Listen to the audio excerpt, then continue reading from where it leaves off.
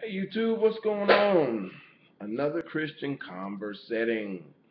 This conversetting today, I have a question. What's wrong with dating in 2015? I know, loaded question. Very, very loaded question. What is wrong with dating in 2015? And I'll add even another, raise the stakes even higher. What's wrong with dating for the believer, for the Christian, for the lover of God to find his love life here on earth? Ooh, a lot involved in that. I know. Yes, yes. Let's get into it. Um, I think, and you're going to find that I refer back to this very, very often in my Christian conversettings and my talkings, because it is at the center of a lot of what impacts our daily lives, and that is, there it is, the A, American culture. American culture can definitely be found at the center of what's wrong with dating in 2015. And what I mean by that is this. American culture sets a mindset. It sets expectations that women have of men and men have of women. And unfortunately, those expectations a lot of times are extremely both unfair and unrealistic. Yeah, yeah, unfair and unrealistic. It's unrealistic to think that as a man, you take this lady out, and by the time 2 or 3 hours in the day, you're supposed to be hitting it. Really? I know the ladies out there are going to agree that this is a popular sentiment that they run across in men. It makes them apprehensive and sometimes even less willing to go out with guys. Yeah, 2 hours into the day, they're like, steak, wine, and lobster. Okay, now it's time to hit it. Yeah. For a lady, unrealistic thing that the ladies sometimes expect. For a man to be able to read their mind, for a man to stroke their ego. Wow, that's a big one. That's a big one. And what I mean by that is this. I don't think the biggest problem these days necessarily is gold diggers, because that's one of them things you can kind of see that coming a mile away.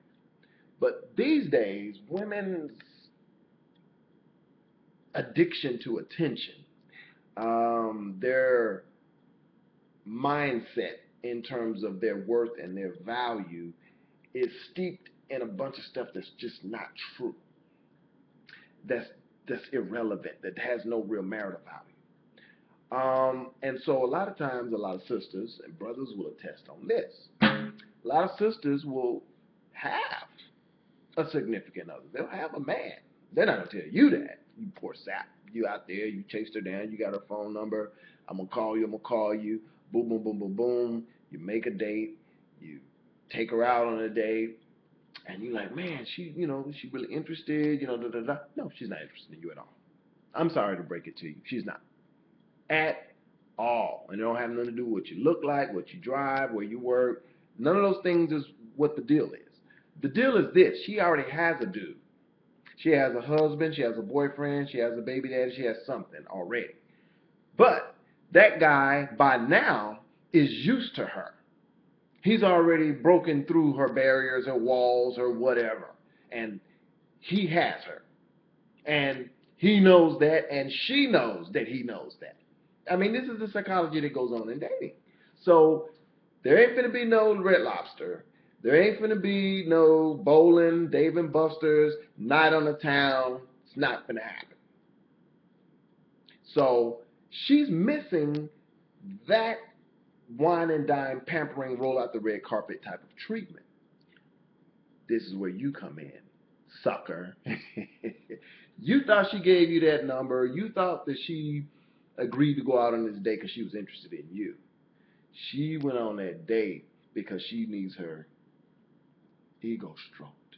Because, dude, he's no longer doing that. He's no longer fulfilling that part for her. And so that's where I think a pretty high number of women, uh, they're in that level. Now, yeah, she'll leave dude for you if you know what I'm saying, open the skies up and fireworks bust out and a big voice from heaven comes down and says, hey, you need to leave the guy you're with now for this guy. I mean, that's kind of stuff that, where I said unrealistic expectations. All that happens, yeah, she may leave the bum, which is what she should do anyway, for you. Chances are the sky's not going to light up with fireworks and all this stuff is probably not going to happen. Chances are you're going to go out, you're going to spend your money, your time, and your resources pumping and building her up, and she's going to let you walk her to her door or back to her car or whatever the case may be, and you're going to go home with a big boner. No, really. You're going to go home, and she may allow you to take her out one or two more times, but that's going to be about the size of it, dude. She's not feeling you like that. She already has her dude. And then this is another interesting thing about dating in 2015, and in the black community in particular, is our women are, for whatever reason, in whatever way, are addicted, are just drawn into dysfunction. The guy that is causing them so much pain and discomfort and hurt and disappointment, but you try to take her away from that guy and you got a fight on your hands.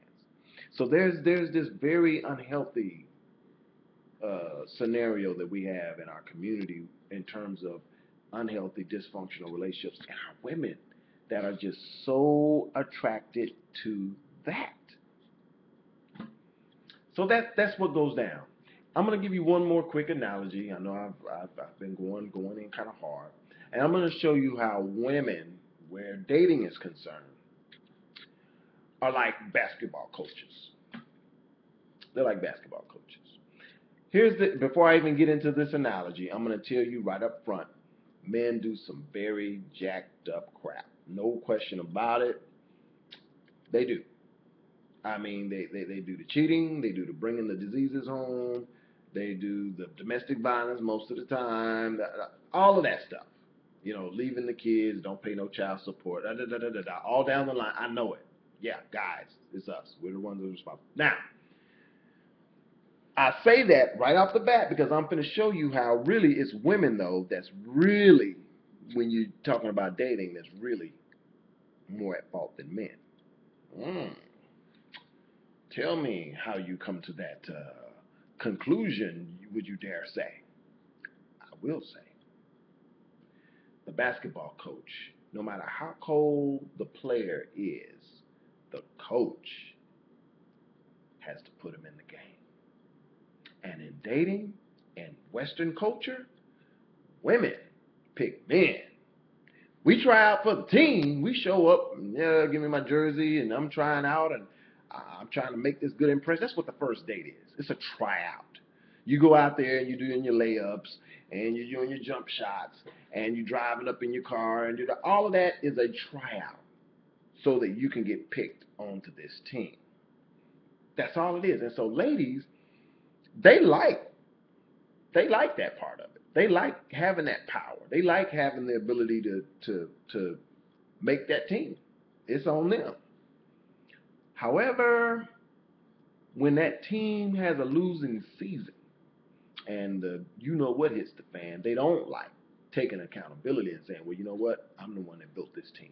I put the player on the court. And maybe I was looking at my talent scouting skills may be lacking because I'm looking at the slamming. Oh, he can dunk. Oh, he can dunk. He has a good dunk. He's a good dunker. How many technical fouls is he getting? How many times is he making his free throws? How many? I mean, just fundamental basketball. Is he got those bases covered? How many times does he get ejected out of the game? You see what I'm saying? How many fouls is this dude getting? And then in our community, black men, hallelujah, I know you can attest to this. There's some of the best brothers that's on the bench. Better than these guys that's out here on the court. They could actually get in the game and win it. But guess what? Our women are not putting us in there. Pass right by these kind of guys and put the most idiotic idiots in the game. And so before I even started the analogy, I said, yes, guys are responsible for making a lot of these mistakes, but which guys? See what I'm saying? Think about it, ladies. You are a lot more responsible for what's going on out here in this dating world than you care to admit. You are putting the players on the court, and unfortunately, over and over again, you're putting the wrong players on the court. And when you talk about interracial dating, that's not my thing, but I understand it because at a certain point, if you sit on the bench year after year, season after season, eventually you're going to say, well, what's up with this team over here? Maybe I'll just go try it over here. And they go to this other team, and guess what? They win because they were winners all along. And then you say, oh, well, now that he's successful, he went and got him a white girl. Well, he was successful all along. He wanted you. You didn't want him. So, hey, coaches, let's get it together. Let's drop a new game plan. Let's get our talent scouting skills together so we're putting the right players in the game and we're winning because we can. Hey, that's it for now on Christian Converse Settings. Hey, peace.